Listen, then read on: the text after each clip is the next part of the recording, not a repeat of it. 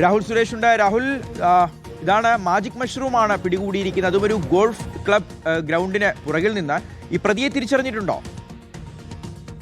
ശിഹാസ്, നിലവിൽ പ്രതിയെ തിരിച്ചറിഞ്ഞിട്ടില്ല. ഏറ്റവും കൂടുതൽ വിനോദസഞ്ചാരികൾ എത്തുന്ന മൂന്നാറിലും പരിസര പ്രദേശങ്ങളിലും ഓപ്പറേഷൻ തൂഫാന്റെ ഭാഗമായുള്ള പരിശോധന തുടരുകയാണ്.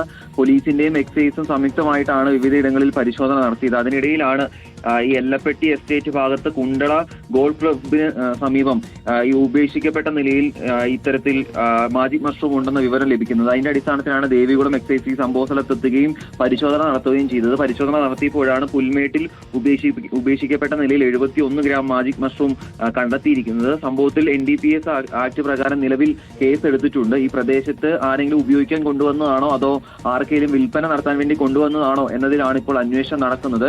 ഈ ഗോൾഫ് ക്ലബിന് സമീപം ഉൾപ്പെടെ CCTVകളൊക്കെ ഉണ്ട്. അപ്പോൾ ആ CCTV ദൃശ്യങ്ങൾ ശേഖരിച്ചാണ് ഇപ്പോൾ എക്സൈസിന്റെ പരിശോധന നടക്കുന്നത്. എന്തായാലും ഈ പ്രതിയെക്കുറിച്ച് കൃത്യമായിട്ടുള്ള സൂചനകൾ എക്സൈസിന് ലഭിച്ചിട്ടുണ്ടെന്നാണ് നമ്മൾ മനസ്സിലാക്കുന്നത്. ഒരുപക്ഷെ നാളെയോടുകൂടി ഈ പ്രതിയെ പിടികൂടാനുള്ള സാധ്യതയുണ്ട്. എന്തായാലും കേരളത്തിൽ ഈ മാജിക് മഷ്റൂം നിലവിൽ ലഭിക്കുന്ന സാഹചര്യമില്ല. മറ്റ് സംസ്ഥാനങ്ങളിൽ നിന്നും എത്തിച്ച് ഇവിടെ വിൽപ്പന നടത്തുകയോ അല്ലെങ്കിൽ ഉപയോഗിക്കാൻ വേണ്ടി വിനോദസഞ്ചാരികൾ കൊണ്ടുവന്നതാണെന്ന സംശയത്തിലാണ് നിലവിൽ എക്സൈസ് ഉള്ളത്. ശിഹാസ്, ശരി, രാഹുൽ സുരേഷാണ് ഇപ്പോൾ വിവരങ്ങൾ നൽകിയത്.